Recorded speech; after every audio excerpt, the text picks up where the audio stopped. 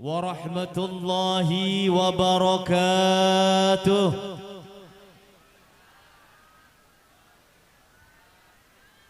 Gitu dong Bu. Apa Bu bedanya madu asli sama palsu Bu? Nggak tahu? Bedanya Bu, kalau madu asli dibawa pulang ke rumah berantem, ya Bu. Alhamdulillahi rabbil alamin. Wassalatu wassalamu ala asyrafil anbiya'i wal mursalin. Sayyidina wa maulana Muhammadin wa ala alihi wa sahbihi wa man tabi'ahum bi ihsanin ila yaumiddin.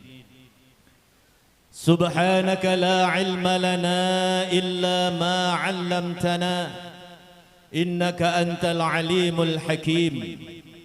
Rabbi ishrah li sadri wa yassir li amri wahlul 'uqdatam min lisani yafqahu qawli. Amma ba'du. Para tokoh, para pejabat atau yang mewakilinya yang saya hormati, para alim, para ulama, asatidzah yang kami muliakan. Alhamdulillah wa syukurillah. Marilah kita bersyukur kehadirat Allah Subhanahu wa taala, di mana pada malam hari ini Allah berikan nikmat kepada kita, nikmat iman, nikmat Islam, dan nikmat kesehatan, sehingga kita bisa berkumpul, bermuwajahah, bertali silaturahim sesama muslim di tempat yang mulia ini. Semoga menjadi catatan kita sebagai amal saleh. Amin, amin, ya rabbal alamin. Salawat serta salam marilah kita haturkan dan kita curahkan ke hadirat ilah Nabiyina Muhammad sallallahu alaihi wasallam beserta keluarga dan para sahabatnya serta pengikutnya sampai yaumil qiyamah. Para hadirin hadirat yang dimuliakan oleh Allah Subhanahu wa taala. Masih semangat, Bu? Ada yang di pojokan kirain saya khusyuk banget. Wah, pengajian dimulai ini. Ngelihat ke bawah terus nggak taunya WA. Kirim ke grupnya. Ada yang pakai baju hitam bilang, baju hitam kok dikasih jilbab kuning. Nggak pantas lah. Padahal tujuan kita ke sini pengajian. Harus kita tanggalkan rasa iri, dengki, hasud kepada sesama kaum muslimin wa zumratal mu'minin rahimakumullah. Alhamdulillah di klaster ini masih kebagian Rajab. Ya, coba kita salawat kepada Nabi bareng-bareng. Ya Rabbi bil Mustafa balligh maqasidana waghfir lana ma madha ya wasi'al karami. Bil Mustafa balligh maqasidana waghfir lana ma madha huwal habibul ladzi durja syafa'atuhu likulli haulin minal ahwali muqtahimi. Ya Rabbi bil Mustafa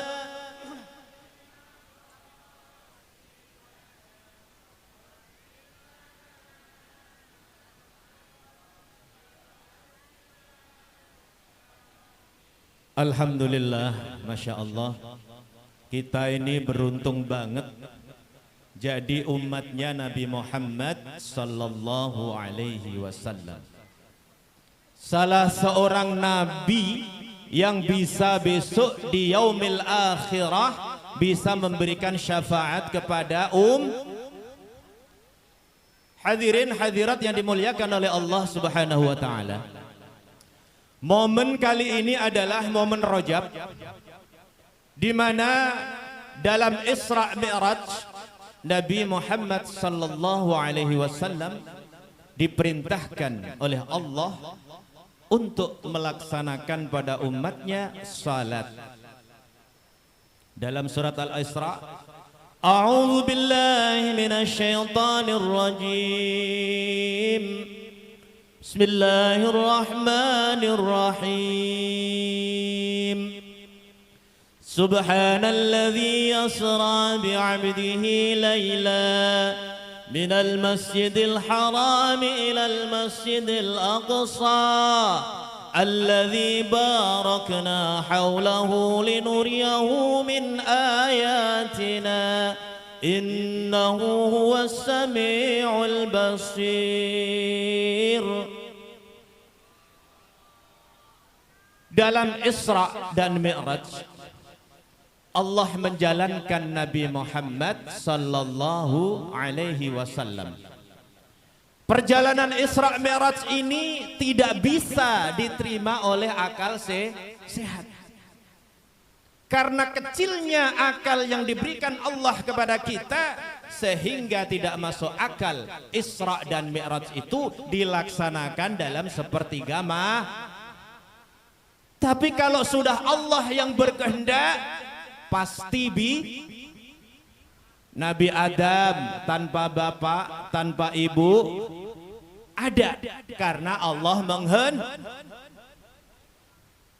Nabi Isa ada. Siti Maryam nggak punya suami, tapi Allah berkehendak jadi. Tapi sayang, situasi saat ini wanita-wanita banyak yang tidak mau ketinggalan dan tidak mau kalah dengan Siti Maria. Na'udzubillah min. Desa saya sana, di sini ya mungkin ada juga. Bapak Ibu yang dihormati oleh Allah, dimuliakan di dalam majelis yang penuh mulia ini. Jadi perjalanan Isra dan Mi'raj itu adalah kehendak Allah. Kalau Nabi yang berkehendak tanpa ridho dari Allah tidak bisa jalan. Maka di situ ayatnya Subhanalladzi asra. Maha suci Allah yang menjalankan Nabi Muhammad sallallahu alaihi wasallam bi'abdihi. Kenapa tidak disebutkan Subhanalladzi Muhammadan, tapi di situ disebut abdihi.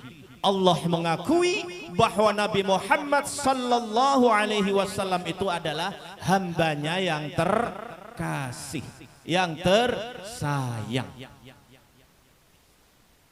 Tapi dengan situasi Covid yang hampir setahun, Bu ya, hampir setahun ini, subhanallah, ini adalah ujian dari Allah Subhanahu wa taala.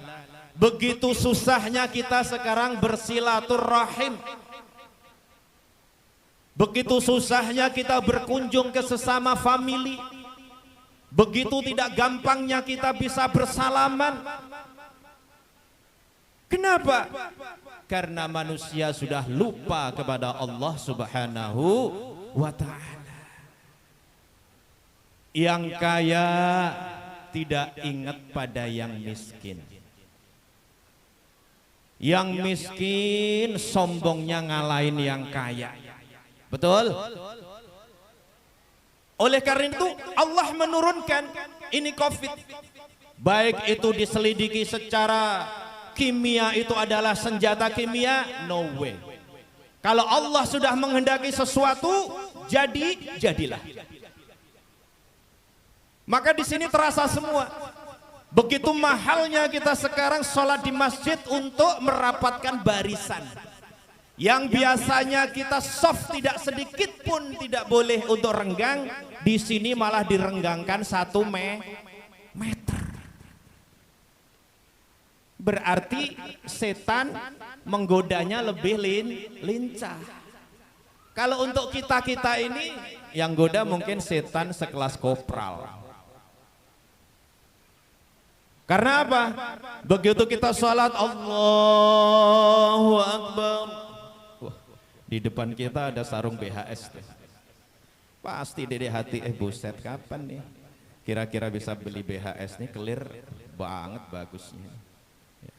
Apalagi sekarang ibu-ibu mau kena sekarang itu tidak warna putih semua, betul Bu? Sekarang itu ada mau kena yang ngikutin tren, ada yang mau kena batik, ada yang mau kena belang-belang kayak macan. Tergantung manusianya kepengin mau kena model seperti apa. Sudah semakin jauh kita dibedakan. Sekarang sudah menunjukkan bahwasanya yang kaya mampu membeli sesuatu yang dia kehendaki, tetapi yang miskin sudah akan semakin miskin. Cobaan dari Allah. Kira-kira apa solusinya? Pemerintah sekarang sudah mengusahakan vaksin, tapi di atas vaksin itu ada Allah Subhanahu wa Ta'ala. Kita doa kepada Allah, semoga ya Allah segera sirnakan COVID ini. Segera kembalikan kenormalan hidup ini. Amin. Kita lanjutkan. Ketika Rasulullah sallallahu alaihi wasallam dijalankan dari Masjidil Haram ke Masjidil Aqsa Palestina. Insya Allah di sini sudah pada haji atau paling enggak umroh. Jadi Masjidil Haram itu adanya di Mekah, yang ada Ka'bahnya, dijalankanlah ke Masjidil Aqsa daerah Palestina atau Yerusalem, itu berdekatan sekali. Setelah dari Yerusalem dimi'rajkan oleh Allah Subhanahu wa Ta'ala menuju ke langit 1, 2, 3, 4, 5, 6, 7. Yang menemani Rasulullah siapa Bu? Ayo, selaku orang Islam wajib tahu Isra Mi'raj itu Nabi Muhammad ditemani oleh,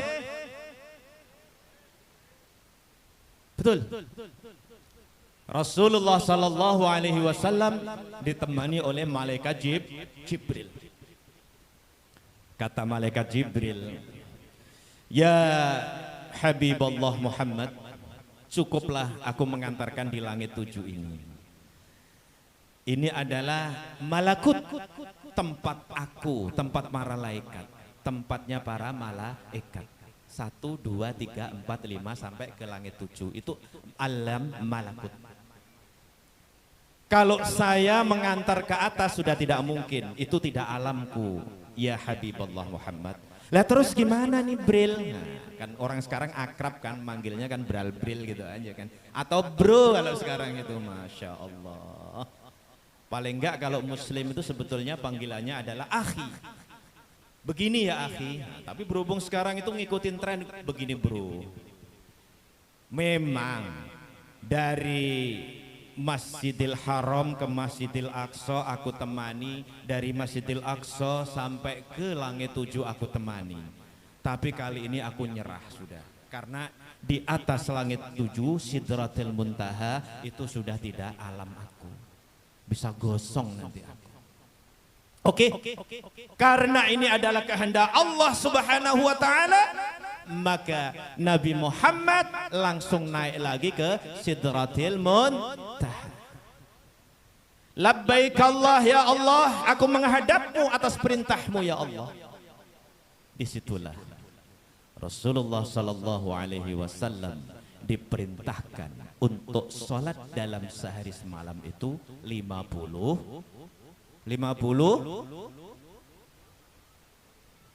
betul 50 ya. Setelah dapat perintah 50 turunlah Rasulullah sallallahu alaihi wasallam di pintu ketujuh daripada langit. Di situ ketemu Nabi Musa. Ya Habibullah Muhammad, apa yang diperintahkan Allah kepada Anda?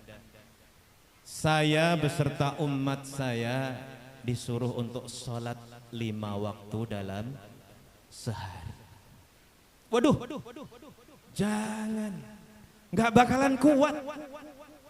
Saya bisa menjamin umatmu nggak bakalan kuat, karena umat saya aja sudah tidak kuat. Balik, minta diskon kepada Allah, minta keringan kepada Allah, minta keringan. Rasulullah Sallallahu Alaihi Wasallam menurut kepada seniornya Nabi Musa alaihissalam. Kembalilah Rasulullah menghadap ke Allah. Ya Rabb, setelah saya telaah dan pengalaman-pengalaman nabi-nabi terdahulu, sholat 5 waktu itu kayaknya terlalu berat ya Allah. Oke, saya diskon lagi 10. Turunlah Rasulullah Sallallahu Alaihi Wasallam ke langit 7 lagi, ketemu nama Nabi Musa lagi. Ya Habibullah, sudah didiskonkah? Diringankan? Sudah. Berapa? 10. Gak kuat, kata Nabi Musa. Betul, udah menghadap lagi kepada Allah. Gak bakalan kuat dengan 10 dalam sehari semalam. Udah minta keringanan lagi.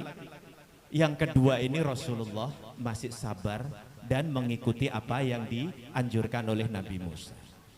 Lalu menghadap kepada Allah lagi. Ya Rabb, man istata'tu ala asyrati salawatin kulla yaumin wa laylatin. Di antaranya seperti itu. Ya Allah, kira-kiranya saya dan umatku tidak kuat untuk menjalani sholat 10 kali dalam sehari semalam. Lalu Rasulullah Sallallahu Alaihi Wasallam diperintahkan yang terakhir berapa bapak-bapak? 5 waktu dalam sehari semalam.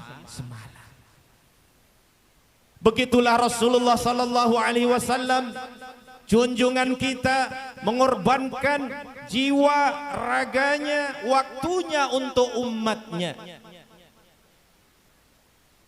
Begitu beratnya sholat, sampai ketika orang sehat sholat berdiri, orang sakit sholat duduk, gak bisa duduk sholat dengan berbaring, gak bisa berbaring sholat dengan isyarah. Begitu beratnya kewajiban sholat. Allahu Akbar.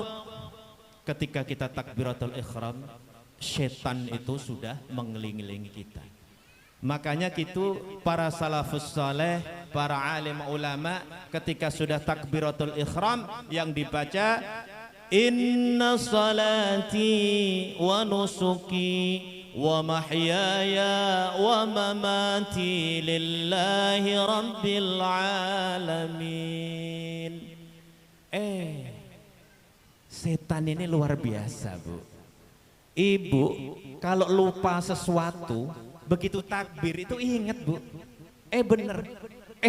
Allahu Akbar. Ya Allah, tempe saya belum saya tutupin, ikan saya belum saya pinggirin, kunci tadi itu ternyata di dekat TV. Ingat semua ketika takbiratul ihram. Oleh karena itu tidak semua orang bisa melaksanakan salat dengan khusyuk, karena tergantung daripada iman, keikhlasan kita untuk menghadap kepada Allah. Boro-boro khusyuk. Sekarang ini kan hobinya ngelihat sinetron, apalagi yang Korea tuh, Bu. Apa, Bu, judulnya, Bu? Yang Korea. Nah, drakor. Sholat itu biasanya 5 menit, sekarang dibikin 2 menit setengah. Allahu Akbar. Syami Allahumma hamidah. Assalamualaikum. Bukan Allahumma antas salam, tetapi langsung Allahumma lantas jalan. Oh, biasanya kan habis doa tuh Allahumma antas salam wa minkas salam wa ilaika ya'udzus salam dan seterusnya, tapi disingkat menjadi Allahumma lantas jalan. Begitu pentingnya dalam bulan Rajab ini, dalam Isra Mi'raj ini, Allah memerintahkan salat kepada umat Nabi Muhammad sallallahu alaihi wasallam. Nabi Muhammad tuh Bu, Nabi yang sudah Nabi pilihan, hatinya dibersihkan dari sifat iri, dengki, hasud, akhlaknya akhlak Al-Quran, tetapi beliau masih rajin untuk sholat malam. Subhanallah. Nabi itu kakinya sampai bengkak ketika sholat malam. Siti Aisyah itu sampai menegur, ya Rasulullah, Rasulullah ini kan sudah maksum, dipelihara dari dosa, dijauhkan dari segala maksiat, dijamin surga. Kenapa sih masih sujud terus kepada Allah di tengah malam seperti ini? Saya malu, ya Aisyah, malu kepada Allah. Dengan saya diberikan kemaksuman, dengan saya dipelihara dari dosa, saya malu kepada Allah. Tapi saya yakin di sini juga banyak warga di sini yang kakinya juga bengkak. Tapi nggak tahu bengkaknya itu karena sholat atau karena apa. Asam urat. La ilaha illallah. Kita semua mengaku dan harus mengakui Nabi Muhammad itu Nabi kita, betul? Kita berharap Nabi Muhammad itu memberikan syafaat kepada kita, betul? Tapi apakah kita sudah memenuhi daripada sunnah-sunnah Rasul apa belum? Sudah rajinkah kita puasa Senin dan Khamis? Rajin bayar kredit Senin sama Kamis seminggu 2 kali. La ilaha illallah. Sudahkah kita rajin membaca Al-Quran? Oh, yang anak muda-muda alhamdulillah pret katanya. Kirain saya, oh ya udah mulai. Tapi saya senang dan bahagia. Pada malam hari ini subhanallah, di tempat ini dasar-dasar agama Islam sudah dilatihkan kepada generasi muda kita. Dengan adanya lomba azan, dengan adanya lomba hafalan ayat-ayat pendek, Masya Allah, itu sebuah latihan yang luar biasa, yang harus dikembangkan, yang harus dididik betul-betul. Karena musim pandemi ini yang pinter ibu-ibu, bapak-bapak. Karena yang sekolah ibu, makanya bapak-bapaknya mohon maaf kalau dicuekin ibu-ibu ya, yang sabar aja. Karena ibunya itu dari pagi udah nyiapin sarapan, siang dikit nyiapin untuk Zoom, laporan ke gurunya, siang nyiapin makan siang, sore setelah membersihkan dia mau duduk-duduk santai, malam kadang anak sudah tidur bapaknya ganggu, nggak ada liburnya ibu-ibu ini. Makanya betul Pak, cari istri itu yang pinter nyari duit. Kadang di saku celana kita ketinggalan juga ketemu baik. Gitu kalau ngomong enak. Ya, tadi saya mau nyuci celana nih, ada duit cepean. Boro-boro ngomong, nggak pernah ngomong. Giliran kita nggak saatnya makan ayam bareng. Si suami curiga, "Mah, Bu, kok Selasa dungaren makan ayam nih?" "Iya ya, ada rezeki tadi nggak diduga-duga." "Emang rezeki dari mana?" "Ada deh, di celana tadi." "Emang duit ayah?" "Enggak." "Lah duit siapa?" "Duit apes saya." Kata bapaknya duit apes. Udah disendiriin, disembunyiin masih ketemu aja. Itulah telitinya seorang ibu. Dia kalau mau cuci celana, cuci baju pasti kantong-kantong semua digeledah. Dan alhamdulillah Bu, semoga di sini sama dengan daerah Serpong sana saya. istri-istri mereka itu dikasih duit 50.000 cukup dalam sehari. Di sini 100 apa 50? Dalam sehari 150. Bongkok itu suami. Tapi jangan salah. Ketika saya tanya, Bu, iya Tat, bener laki ibu ngasih duit 50 per hari. Betul Tat, cukup Tat. Jangankan sehari, sebulan aja sampai setahun cukup. Lah kok bisa? Dibeliin kalender. Dibeliin kalender, ditaruh di tembok. Januari sampai Desember masih. Oleh karena itu Covid ini sekali lagi cobaan. Yang biasanya kita hidup rukun, gemah ripah, loh jinawe, dicoba oleh Allah. Yang biasanya makan kita alhamdulillah enak, dicoba oleh Allah. Oleh karena itu, ibu-ibu sebagai sekretaris daripada rumah tangga harus menjadi ujung tombak, menjadi kunci supaya rumah tangga ini tetap utuh, rumah tangga tetap diberikan rahmat oleh Allah dan sakinah sampai ketemu besok di surga. Amin ya robbal alamin. Seterusnya, setelah Rasulullah SAW diperintahkan untuk melaksanakan salat 5 waktu dalam sehari semalam. Zuhur, asar, maghrib, isya, subuh. Biasanya kira-kira yang paling berat itu salat di waktu apa, Bu? Di waktu apa, Bu? Subuh. Wah, gawat ini. Lah kalau tengah malam bangun gitu ngapain, Bu? Kadang-kadang ibu-ibu kan bangun nih bapaknya, ya bangun ya. Jam berapa nih Mas? 2:30. Kirain ngajak sholat malam, nggak taunya juga nambah lagi. Astaghfirullahalazim. Itulah kenikmatan dari Allah. Begitu pentingnya salat, saya kemukakan di depan. Kondisi sehat kita berdiri dengan tegak, Allahu Akbar, sampai kita salam. Kondisi kita kurang sehat, boleh duduk. Kondisi tidak sehat sekali, boleh kita tiduran sambil sholat. Begitu pentingnya sholat sampai kita tidak bisa apa-apa, mata untuk isyarat sebagai sholat diperbolehkan. Begitu pentingnya sholat. Awwalu ma yuhasabu alaihi al-'abdu yaumal qiyamati as-salah. Fa inna saluhat saluha sa'iri kullu. Wa idza fasadat fasada sa'iri kullu. Besok di yaumil qiyamah, hari pembalasan, yang pertama yang akan ditanyakan oleh Allah Subhanahu wa taala adalah hati-hati. Hati-hati sekali dengan salat.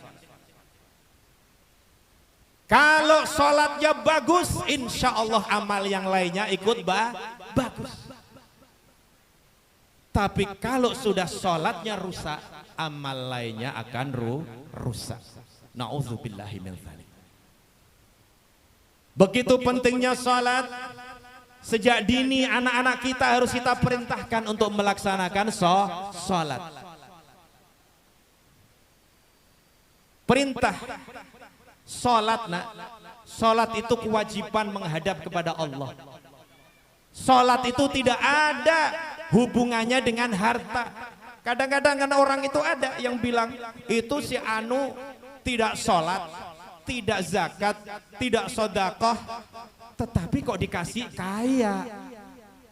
Kenapa? Tapi kita sholat terus, sujud terus, tapi rezeki kita kok pas-pasan. Hati-hati, Bu. Ada orang itu yang diuji dengan kekayaan, dia lupa, dia hubbud dunya, dia hanya senang terhadap dunia aja. Belanja ke mall, melihat aplikasi HP, ada model baru enggak nih pakaian? Ada sesuatu yang baru lagi enggak di aplikasi ini? Wong sekarang ini handphone itu Android, semuanya ada di dalamnya, tetapi kadang-kadang disalahgunakan. Yang semestinya bisa isi Al-Quran, kita isi hadis-hadis, ternyata kita isi untuk Facebook, Instagram, WhatsApp, dan lain sebagainya. Akhirnya apa? Sesuatu yang mestinya baik, tujuannya baik, disalahgunakan menjadi tidak baik. Salat. Karena Isra Mi'raj ini adalah momentum kita untuk diwajibkan dalam salat. Yang kedua, addibu auladakum ala thalathati hisalin. Didiklah anak kalian semua itu dengan 3 perkara. Awaluha, pertamanya apa? Hubbu nabiyyikum. Anak-anak kita semua ini harus kita ceritakan siapa itu Rasulullah sallallahu alaihi wasallam, siapa itu Nabi Muhammad sallallahu alaihi wasallam. Besok ibu bapak akan ditanya oleh Allah Subhanahu wa taala di akhirat. Hati-hati. Makanya orang dulu kalau sudah mau meninggal dunia itu bilangnya ma ta'budu min ba'di. Wahai anakku, apa yang engkau sembah setelah aku mati? Allahu Rabbi, Allahu a'budu ilaik. Saya akan menyembah kepada Allah sebagaimana ayah menyembah Allah. Tapi orang sekarang tidak. Ma ta'kulu min ba'di. Apa yang kamu makan setelah saya mati? Berlomba-lombalah dia menyekolahkan sekolahan yang paling favorit, tapi di situ nilai agamanya sangat minus sekali. Saya tanya sekarang, yang pintar mendoakan kedua orang tua itu sekolahnya di mana, Bu? Pasar. Di madrasah, alhamdulillah. Yang bisa mendoakan kedua orang tua besok kalau sudah meninggal itu sekolahnya di madrasah. Al-Fatihah ila ruhi abi fulan bin fulan. Ya Allah, jembarkan kuburnya. Ya Allah, teranginya kuburnya. Ya Allah, ampunilah mereka ya Allah. Itu sekolahnya di madrasah. Mau kita setelah meninggal dunia nggak ada yang mendoakan? Mau nggak, Bu? Na'udzubillah. Kita harus minta kepada Allah semoga kita semua dikasih anak yang saleh salihah, anak yang bisa mendoakan kita, baik yang masih hidup maupun yang sudah meninggal dunia. Ya, itu penting sekali. Jangan sampai kita meninggal dunia kita tidak dikirimin Fatihah kepada anak. Na'udzubillah. Karena subhanallah, kita kembali walaupun ini gak ada korelasinya dengan Isra Mi'raj, tetapi kematian itu selalu ada. Kematian itu akan kita hadapin semua. Dan kematian itu tidak menurut abjad. Oh, yang namanya A dipanggil duluan, yang namanya Z nanti akan dipanggil belakangan. Tidak ada. Ketika sudah ajal tiba, sudah pasti kita akan diambil roh kita oleh malaikat Israil. Lalu kira-kira apa sebelum malaikat Israil itu datang kepada kita? Ternyata kita dikasih tanda oleh Allah Subhanahu wa ta'ala. Yang biasanya matanya terang benerang sudah mulai agak kabur. Hati-hati, Bu. Juga teliti nih sama yang bapak-bapak nih. Bapak-bapak itu kadang-kadang kalau ngelihat sesuatu itu kadang agak-agak samar. Tapi kalau ngelihat baju merah seret lewat di depan rumah, oh si Anu, masih juga dia ingat. Betul? Enggak juga, Pak ya. Bapak-bapak di sini saya yakin enggak. Saya yakin enggak. Cuma kadang ya ngelirik-ngelirik aja. Setelah itu kalau lafaz dan lesan kita enggak kita biasakan untuk zikir kepada Allah, sudah barang tentu ketika kita naza, ketika roh kita mau kita cabut, susah sekali kita untuk menyebut asma Allah. Karena lidah kita enggak kita biasakan untuk zikir kepada Allah. La ilaha illallah, la ilaha illallah, subhanallah, walhamdulillah, wa la ilaha illallah. Ada nih cerita. Ketika orang mau meninggal dunia, sudah di ujung kepala itu roh mau dicabut, naza diajarin. Bu nyebut, bu nyebut, bu nyebut. Karena nggak biasa untuk zikir. Ibu tadi ya bilang but. Na'udzubillah min. Karena kematian kita itu akan menunjukkan daripada akhir kehidupan kita. Hati-hati. Kita mau husnul khotimah, kita mau su'ul khotimah, tergantung diri kita. Ajal itulah, terakhir kehidupan kita itulah yang akan menggambarkan besok kita di neraka apa di surga. Ketika sudah terbujur kaku, roh sudah hampir keluar, setan datang. Alah Pak, udah nggak usah nyebut yang enggak. Nggak ada tuh Allah, nggak ada tuh Nabi Muhammad. Saya juga enak hidup saya di alam sana. Itu setan. Makanya hati-hati Bu, kalau ada orang tua, ada saudara yang sudah mau diambil rohnya oleh malaikat Israel, harus didampingi. Jangan kenceng-kenceng, pelan-pelan aja kalau bisikin. La ilaha illallah. Kalau imannya ada, telinganya biasa tidak untuk maksiat, lidahnya biasa untuk berkata jujur, mudah sekali lafaz la ilaha illallah Muhammadur Rasulullah diucapkan. Barang siapa yang akhir hidupnya membaca la ilaha illallah dakhalal jannah. Ini jaminan. Barang siapa ketika sudah mau meninggal dunia, dia bisa membaca la ilaha illallah, dijamin masuk surga. Tapi nggak tahu di nerakanya berapa lama. Yang penting masuk surga. Bu, hati-hati. Saling mengingatkan. Suami dan istri itu bisa disebut sakinah, mawaddah, warahmah kalau dalam urusan Allah Subhanahu wa taala beres. Jangan kalau pas gajian baik sayang sama suami. Iya kan?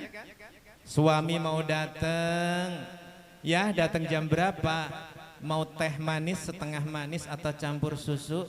Itu kalau tanggalmu muda. Giliran tanggal tua, gula di pojok. Tuh air udah mau didih. Biasanya begitu. Tapi kalau ibu-ibu di sini yakin enggak? Enggak tanggal muda, enggak tanggal tengah, enggak tanggal akhir. Alhamdulillah dalam melayani suami jempol. Bapak-bapak betul? Salah kata bapak.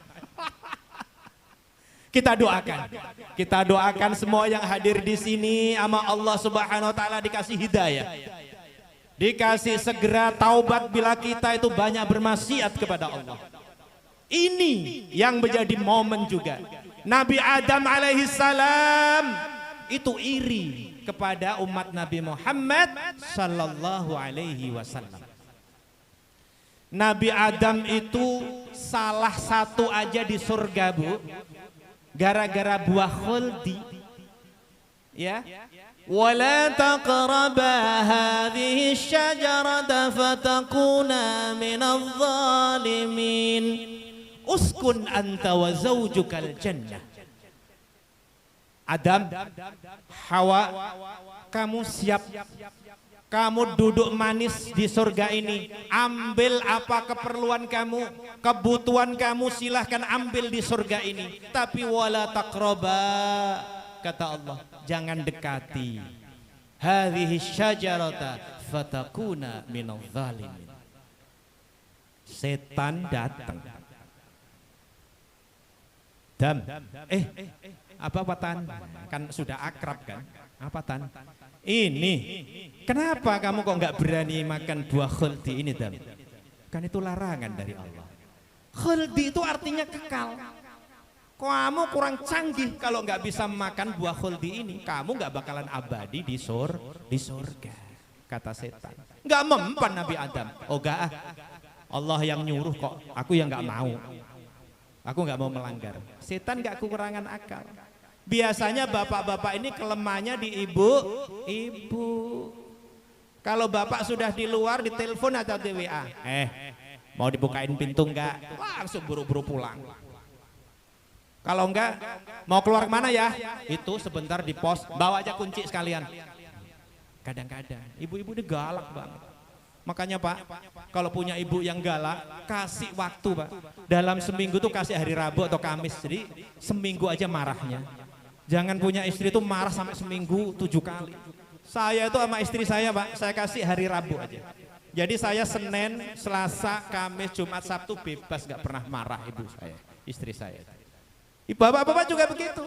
Kalau mau jadi duet, kalau mau ibunya marah, kasih waktu aja. Mah, kamu boleh marah, lampiaskan kemarahan kamu. Tapi hari Kamis aja, yang lain hari kita nggak usah marah-marahan. Betul? Ternyata dikasih hari Kamis masih marah.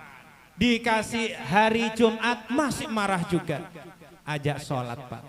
Ngajaknya jangan sholat zuhur di jamaah. Ajak sholat maghrib. Ayo Mah, walaupun kamu marah tetap kita harus menghadap kepada Allah. Allahu Akbar. Makmum itu ada kewajiban jawab amin gak Pak? Ini kan istri sama suami nggak akur nih. Ketika sholat kan, iyyaka na'budu wa iyyaka nasta'in. Ihdinas siratal mustaqim, siratal ladzina an'amta 'alaihim, ghairil maghdubi 'alaihim waladdallin. Jawabannya ada enggak? Ghairil maghdubi 'alaihim waladdallin. Istrinya ogah. Ghairil maghdubi 'alaihim waladdallin. Kan kita masih belum bicara. Enggak ada. Pasti amin. Setelah salam ajak salaman. Mah, ayah mohon maaf kalau sekiranya tadi itu ada sedikit yang menyinggung daripada mama. Selesai. Selanjutnya, addibu auladakum ala thalathati hisalin. Anak kita didik dengan hubbu nabiyyikum. Terangkan bahwasanya Nabi Muhammad SAW itu adalah nabimu. Besok yang akan menyelamatkanmu, memberikan syafaat kepada kamu di akhirat kelak. Wa hubbu ahli. Dan yang kedua adalah didiklah anak kalian itu semua dengan para keluarganya Nabi untuk mencintainya.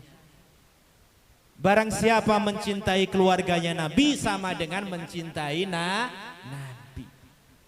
Yang ketiga, addibu auladakum hubbu nabiyyikum wa hubbu ahlikum wa qiraatil Qur'an. Ajari anak-anak kita semua itu membaca Al-Qur'an. Bu, ibu dalam sebulan khatam berapa kali Bu? Khatam berapa kali Bu? Insya Allah kita minta kepada Allah, di luar ketentuannya ibu-ibu harus rajin untuk membaca Al-Quran, kecuali dalam kondisi ada tamu. Haid itu yang tidak boleh. Zikir boleh, tapi ketika membaca Quran tidak boleh ketika dalam kondisi haid. Perbanyaklah untuk membaca Al-Quran ibu bapak. Karena Al-Quran itu sisi lain daripada syafaatnya. Yang pertama adalah yang menemani kita di alam kubur pertama kali kita berada di alam kubur. Orang setelah meninggal dunia itu hitam semua. Semuanya serba hitam. Seperti dalam tidur, dalam kegelapan. Begitu sudah dikubur di alam kubur, yang mengiringi jenazah balik 3 langkah, kita dibangunkan pelan-pelan.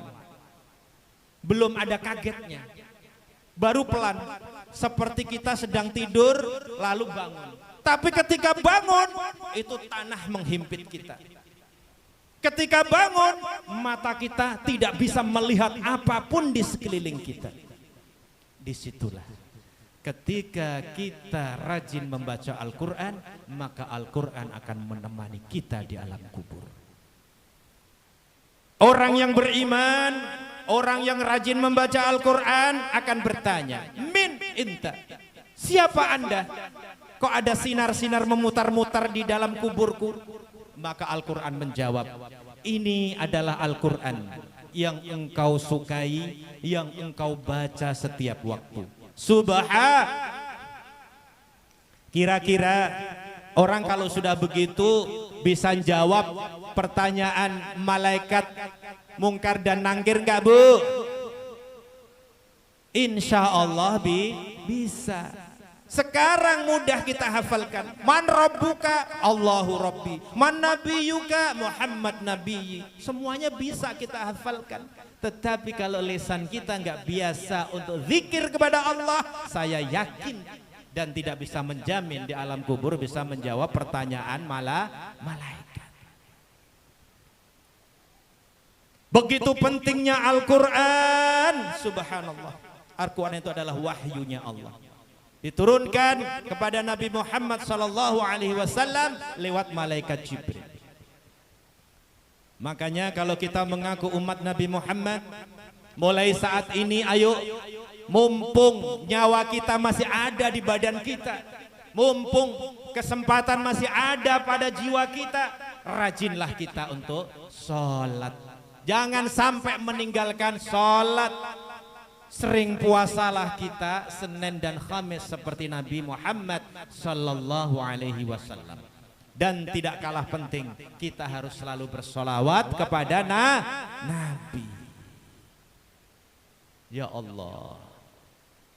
Ada salah satu A'rabi di zaman Rasulullah sallallahu alaihi wasallam itu bermimpi. Dia mimpi ketemu Rasulullah, tetapi Rasulullah tidak memberikan salam kepada dia. Rasulullah tidak menyapa dia. Lalu dia protes dalam mimpinya.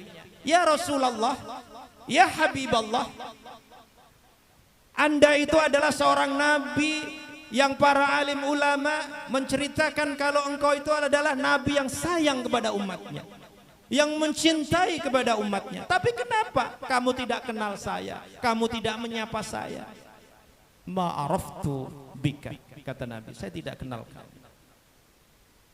Lalu Rasulullah sallallahu alaihi wasallam berkata kepada orang tadi, apakah anda selalu sholawat? Allahumma shalli ala Muhammad. Tidak. Orang tadi dalam mimpinya dan dalam kehidupannya tidak pernah dia bersolawat kepada Nabi.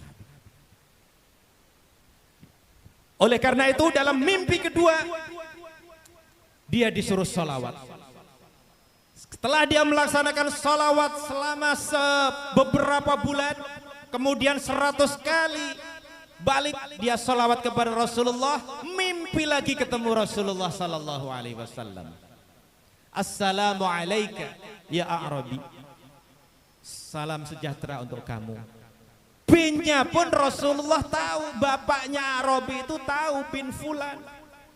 Lalu heran, ya Rasulullah, Anda tidak pernah ketemu saya, Anda tidak pernah tahu bapak saya. Kenapa Anda kok mengenali saya sampai bapak saya tahu? Karena engkau selalu bersolawat kepada aku. Para hadirin hadirat yang mulia, jangan sekali-kali kita meninggalkan solawat. Solawat bisa kita kerjakan di mana aja, kecuali di WC. Ya, jangan dibalik, di WC baca, di luar enggak. Jangan kebalik tuh. Orang sekarang suka kebalik. Zaman akhir ini, saya juga susah membedakan perempuan sama laki-laki sekarang. Kadang-kadang rambut sama panjangnya, kaos sama modelnya. Kalau sudah membelakangi kita, kadang-kadang di mana cowok, di mana cewek. Ketika kita colek, ada apa katanya lah, melambai ternyata. Akhir zaman. Hati-hati sekali, peganglah Al-Quran, peganglah sunnah Rasul Sallallahu Alaihi Wasallam. Jangan tinggalkan salat dan selalu bersolawat kepada Nabi Muhammad Sallallahu Alaihi Wasallam. Sekiranya cukup ya Bu ya. Waktu sudah menunjukkan jam 10:15. Alhamdulillah. Semoga sedikit tausiah ini berguna untuk diri pribadi saya khususnya dan umumnya para hadirin hadirat yang dimuliakan oleh Allah Subhanahu wa taala. Yang terakhir saya berpesan, berjamaahlah kita dalam segala hal. Bermusyawarah untuk mencapai kemufakatan dalam lingkungan itu juga dianjurkan oleh Rasulullah. Lebih-lebih kita berjamaah di mushola kita makmurkan. Ketika sudah Allahu Akbar, Allahu Akbar, berarti panggilan sholat telah tiba. Siapa lagi yang akan memakmurkan mushola kita kalau enggak kita?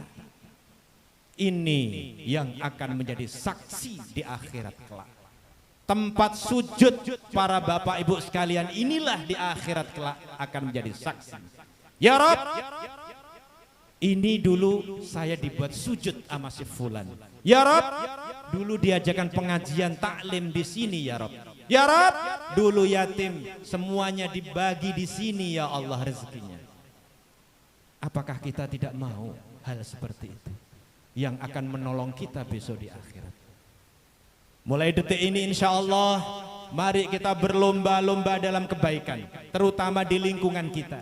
Sesama tetangga saling menghormati, sesama tetangga halus saling salam. Jangan sampai ada tetangga lain tidak berbicara dalam lebih dari 3 hari. Tidak boleh.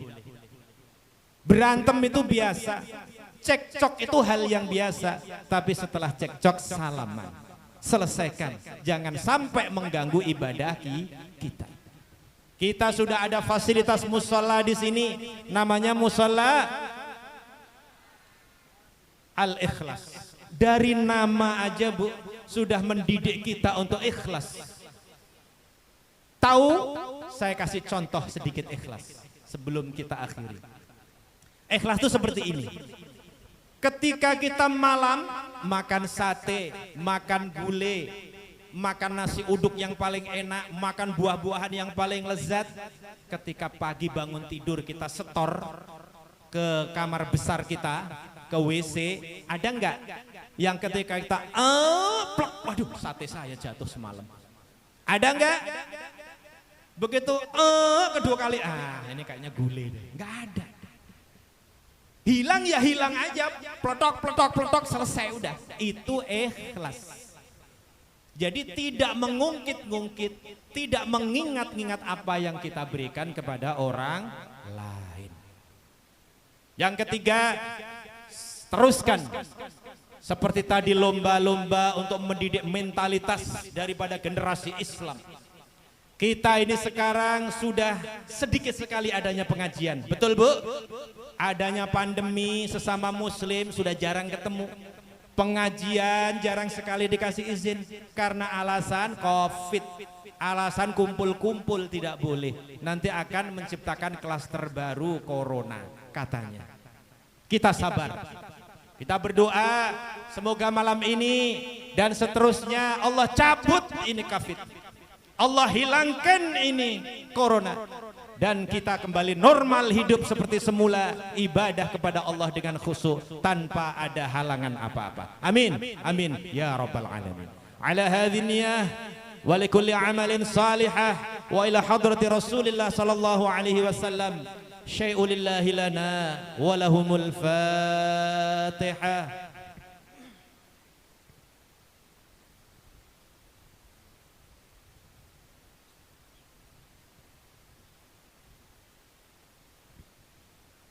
Bismillahirrahmanirrahim. Allahumma salli wa sallim ala sayyidina Muhammad walhamdulillahi rabbil alamin.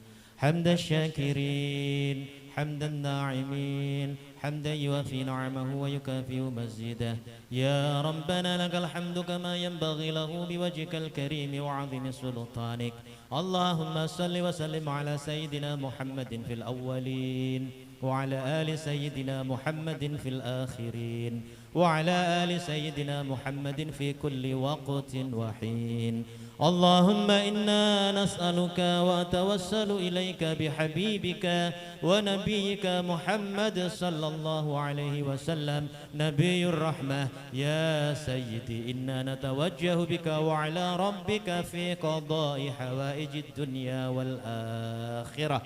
اللهم إنا نسألك سلامة في الدين وعافية في الجسد وزيادة في العلم وبركة في رزقي وتوبة قبل الموت ورحمة عند الموت ومغفرة بعد الموت. اللهم هون علينا يا الله في سكرات الموت والنجاة من النار والعفو عند الحساب.